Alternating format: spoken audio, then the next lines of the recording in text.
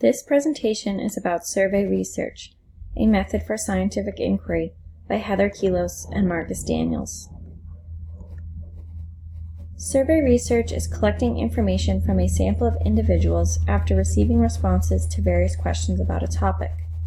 This type of research has been shown to be effective with a larger population and is effective in collecting data related to various characteristics within a specific sample of people that can relate to behaviors, preferences, politics, or marketing.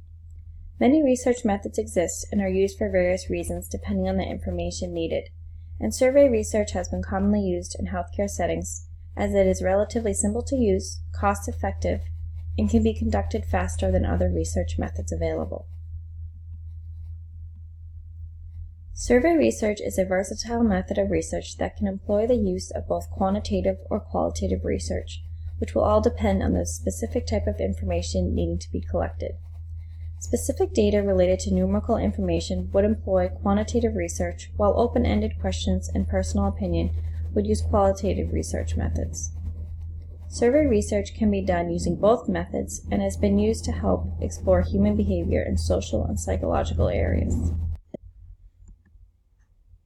Here is a comparison of quantitative versus qualitative surveys. In a quantitative survey, it is primarily numerical or statistically based, using structured survey instruments, narrowed information, closed questions, and can be reached to a higher number of respondents.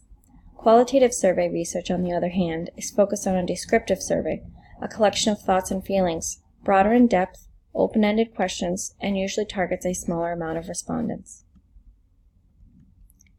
Survey research can be conducted using various methods, whether it be through questionnaires or interviews. The specific steps associated with conducting these different types of survey research are not set in stone and can vary depending on the target audience and information being collected. There are numerous ways to administer a questionnaire, whether it be self-administered, administered by a professional, in an individual setting, or in a group. Questionnaires can also be delivered by using multiple methods, which can include paper, electronic, or a combination, and can be done in person, through email, or by using an electronic survey tool.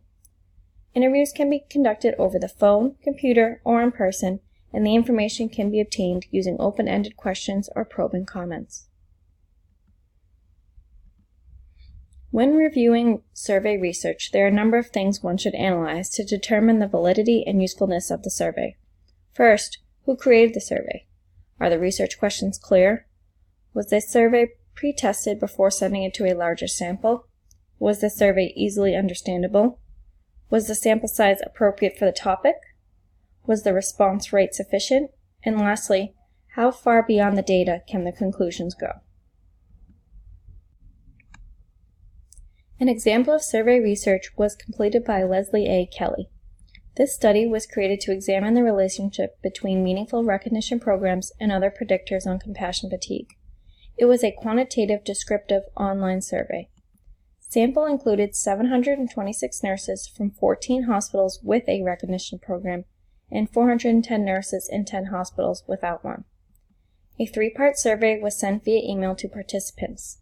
The 3 parts consisted of demographics, professional quality of life measure, and single-item predictors. The survey was sent out with reminders at 1, 2, and 3 weeks. Results showed similar levels of compassion fatigue and overall satisfaction in both samples. Meaningful recognition was a significant predictor in decreased burnout and increased satisfaction. Job satisfaction and employment were highly predictive of a decreased compassion fatigue. Survey research comes with its own challenges and limitations to this method. The challenges of this method include response rates to surveys. Mail-in surveys have a response rate of 25 to 35%. The validity of survey results decreases if less than 50% of a representative sample responds. If the survey is too long, subjects may fail to respond to all components of the survey. Limitations of this method include the simple view of reality. The subject answering the survey question is constrained to the options listed. This method is also taken in a moment of time. Depending on the given day, the subject who took the survey could alter their responses to it. In the example of compassion fatigue survey from the slide previously, if a nurse was having a particularly hard day at work, they may score higher on compassion fatigue than one who had a smooth day at work in that one given moment. This final slide is our references for this presentation. Thank you for listening.